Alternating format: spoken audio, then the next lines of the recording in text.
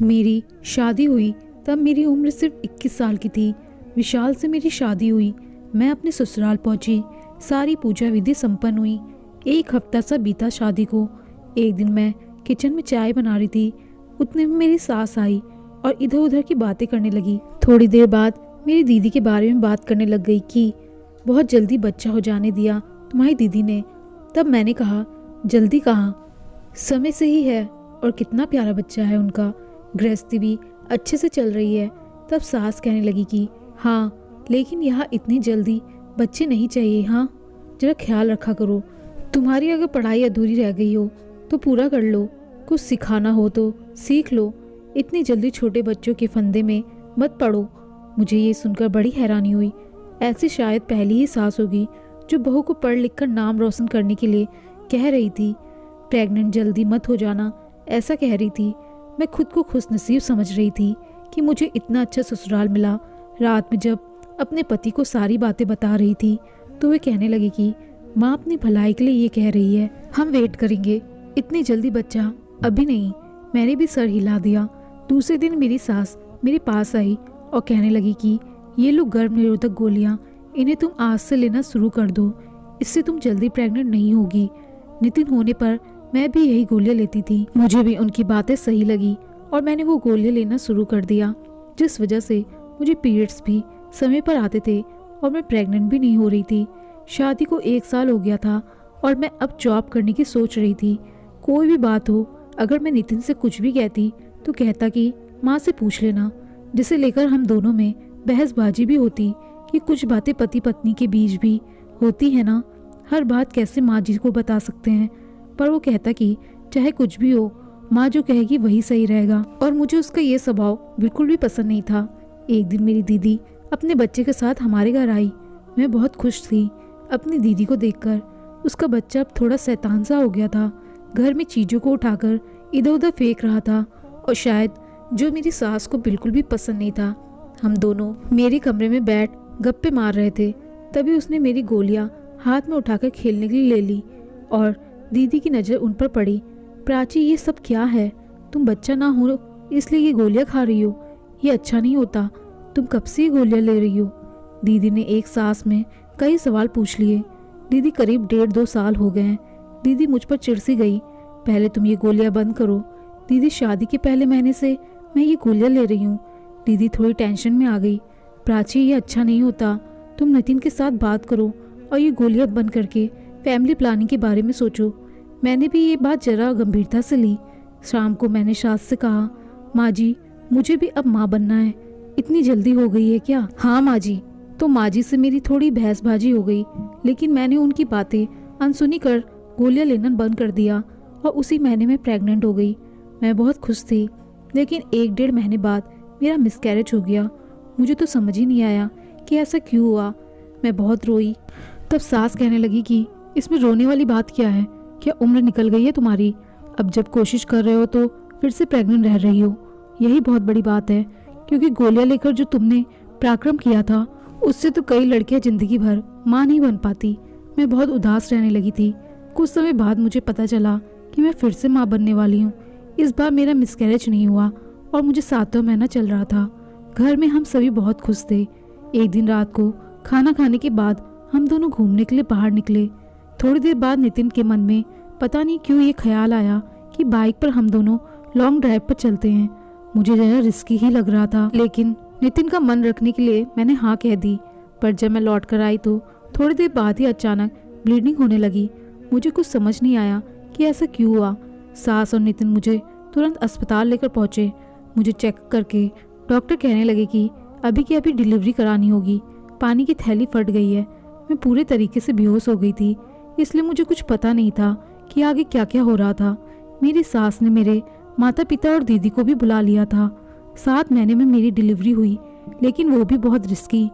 मैंने एक प्यारी सी बच्ची को जन्म दिया, लेकिन उसकी हालत बहुत नाजुक थी, इसलिए उसे कांच की पेटी में रखा गया। उस दिन मेरे साथ साथ सब कुछ अनर्थी हो गया था। मेरी बहुत बड़ी सर्जरी हुई। ऐसा मुझे लग रहा था मेरे पूरे शरीर में दर्द था, और तो और मेरा बच्चा भी नहीं बच पाया। मेरे साथ कुछ तो हुआ था, लेकिन कोई मुझे कुछ बता नहीं रहा था। लेकिन मेरी माँ और दीदी की आंखों में आंसू थे। मेरी सास ने मुझे आराम करने के लिए मायके भेज दिया था। मैंने सच में बहुत बड़ी गलती कर दी थी वो गोलियां लेकर, जिस बात का मुझे बहुत पछतावा हो रहा था। मेरे साथ ये तीसरी बार हुआ था मिस कैरेज। मुझे खुद पर और नितिन पर बहुत गुस्सा आ रहा था। 1.5 से 2 महीने हो गए थे, पर अभी तक नितिन मुझे लेने नहीं आया था और फ़ोन पर भी कम बात करता था। माँ और दीदी से कुछ पूछती तो कुछ बोलती नहीं थी। मुझे कुछ समझ नहीं आ रहा था आखिर हो क्या रहा था। 3 महीने से ज़्यादा वक्त बीत गया था, नितिन नहीं आया। आखिर मैंने अपने पापा से कहा कि आप मुझे मेरे ससुराल छोड़ने के लिए चलो। जब मैं अपने ससुराल पहुंची तो किसी ने मेरा हालचाल तक नहीं पूछा। नितिन भी ठीक से बात नहीं कर रहा था। आखिर परेशानी क्या थी ये भी कोई बता नहीं रहा था। सास तो बस ताने माने जा रही थी, कोई भी कुछ साफ नहीं बता रहा था। एक दिन किचन का सारा काम करके मैं अपने कमरे में गई और नितिन से जिद करने लगी कि मुझे फिर से माँ बनना है, लेकिन इस बार मैं बहुत ख्याल रखूंगी। पिछली बार जैसा कुछ होने नहीं दूंगी। लेकिन वो कुछ नहीं बोल रहा था। गुस्से में बोला कि चुपचाप बैठो और मुझे मेरा काम करने दो।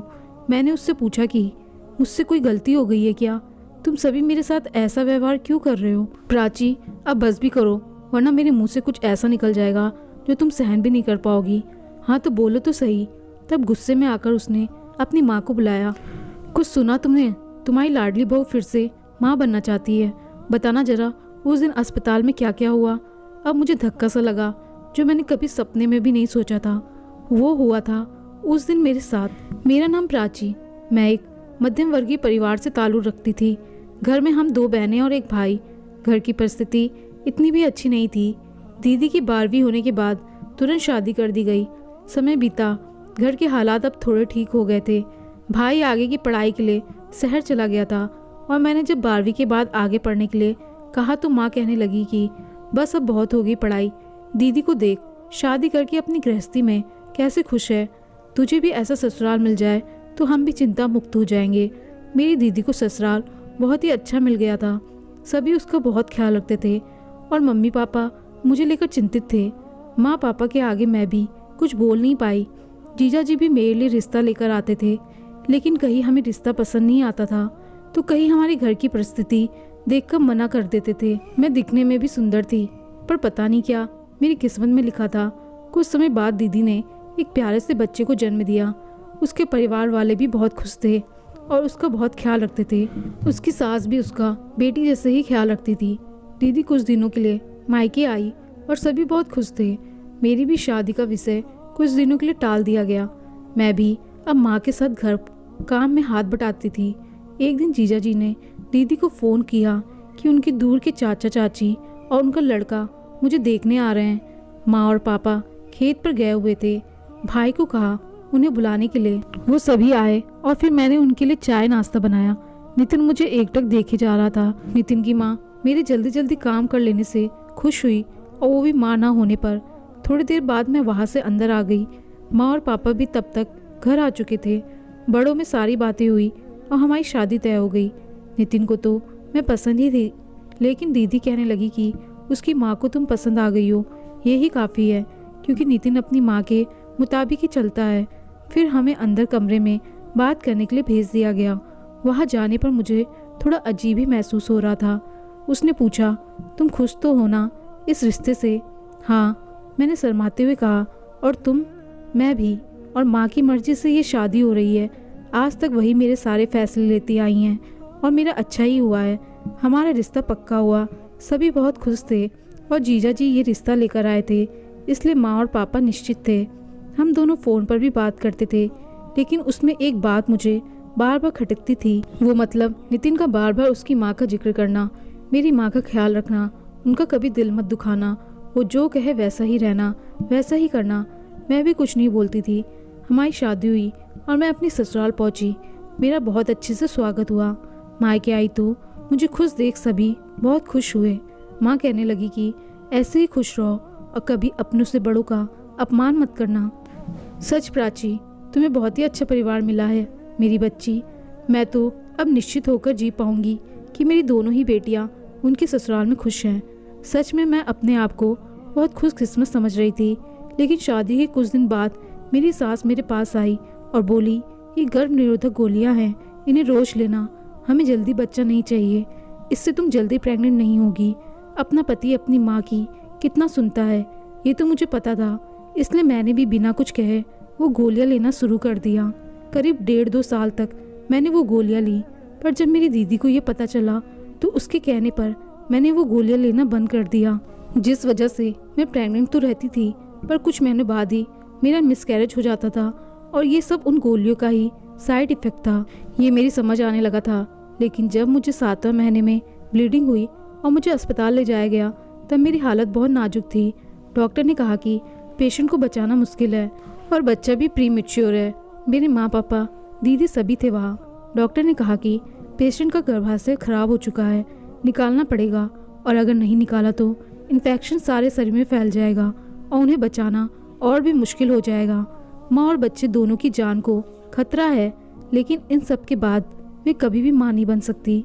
सभी के कुछ समझ नहीं आ रहा था। माँ और दीदी तो बस रोए जा रही थी और नितिन के साइन लेकर मेरा बड़ा ऑपरेशन हुआ और मेरा गर्भाशय निकाला गया। अब मैं कभी भी माँ नहीं बन सकती थी, जिस वजह से मेरी सास और नितिन मुझे अनदेखा करने लगे।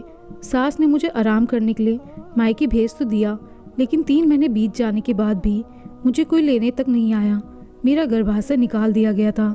ये बात मुझसे छुपाई गई थी, क्योंकि किसी भी औरत के लिए ये एक सदमे से कम नहीं होता। मेरी दीदी बाद में मेरी सास और नितिन को बहुत सुनाकर आई थी कि तुमने मेरी बहन को इतने समय तक गोली लेने की क्यों दिया? क्या आपको पता नहीं था उसका क्या असर होता है शरीर पर? मेरी दीदी तो यहाँ तक कहकर आई कि अगर तुमने उसे अपनाए नहीं तो मैं तुम लोगों पर केस भी लगा सकती हूँ। दीदी के कहने पर डर के कारण वो मुझे अपनाने के लिए राजी तो हो गए, पर जब मैं घर पहुँची तो कोई भी मुझसे ठीक से बात तक नहीं कर रहा था। वो मुझसे ठीक से बात तक नहीं कर रहा था और सास तानों के सिवा बात नहीं करती थी। जब तीसरी बार मैंने नितिन से माँ बनने की जिद की तब मेरी सास और नितिन ने मुझे सारी सच्चाई बताई। अब तुम कभी माँ नहीं बन सकती, बस अब तो तुम्हें झेलना है हमें। पड़ गई हो मेरे गले में, गले की हड्डी बन गई हो तुम। सास कहने लगी कि बड़ा शौक था ना लॉन्ग ड्राइव पर जाने का, अब घूमो फिरो, जो मर्जी हो करो। तब तो एक जगह बैठने के लिए तैयार नहीं थी। पति चाहे कुछ कहे, तुम्हें तो अकल होनी चाहिए थी ना। अब तुम कभी माँ नहीं बन सकती और तुम्हारे कारण मेरा बेटा भी अब कभी पिता नहीं बन पाएगा। मेरे तो सिर पर मानो आसमान ही गिर गया हो। आखिर इन सब में मेरी क्या गलती थी कि मैंने सास की बात मानी इसलिए, या फिर मुझे ही इन सब के बारे में जागरूक रहना चाहिए था? मैं भगवान से यही सब पूछे जा रही थी और फूट फूट कर रोई जा रही थी। उस दिन मेरी हालत इतनी ख़राब हो गई थी कि मुझे फिर से अस्पताल में एडमिट किया गया। दीदी मुझे मिलने आई, मेरी हिम्मत बांधने लगी, कहने लगी कि अब जो हुआ उसे तुम बदल तो नहीं सकती, लेकिन उस चीज़ का सामना भी तुम्हें उतनी ही हिम्मत से करना होगा। अगर सास और नितिन ताने मारते हैं तो सुन लेना, लेकिन सास को उनकी गलती का एहसास जरूर करवाना। हार कर चुप बैठ जाना ये सही नहीं है। हो सकता है वो तुम्हें आगे अपने साथ रखने के लिए राजी भी ना हो, पर तुम डटकर उनका सामना करना। इसमें अकेली तुम्हारी गलती नहीं है, वो दोनों भी उतने ही दोषी हैं। और तुम माँ नहीं बन सकती तो क्या हुआ, बच्चा गोद भी तो लिया जा सकता है ना। दीदी ने जो कुछ कहा उससे मैं थोड़ी नॉर्मल हुई और अपने ससुराल पहुंची। बहुत मुश्किल था वो सब झेलना। मुझे नहीं पता मैं अब कितने समय तक अपने ससुराल में रह पाऊंगी। आगे मेरे साथ क्या होगा मुझे नहीं पता, पर मुझे इतना पता है कि इसी सच्चाई के साथ मुझे जीवन बिताना होगा। साथियों, कोई कितना भी बड़ा व्यक्ति हो, सारी बातें मानो ये जरूरी नहीं है। हर किसी की सलाह मान लेना सही नहीं होता और कोई भी गोली लेने से पहले डॉक्टर की राय लेना जरूरी है। पति पत्नी में सामंजस्य होना बहुत जरूरी है, वरना जो मैं भुगत रही हूँ वही आप सभी को भुगतना पड़ेगा। दोस्तों, आपको कहानी पसंद आई हो तो लाइक शेयर और कमेंट जरूर करें और चैनल पर नए आए हैं तो चैनल को सब्सक्राइब करना ना भूलें। धन्यवाद।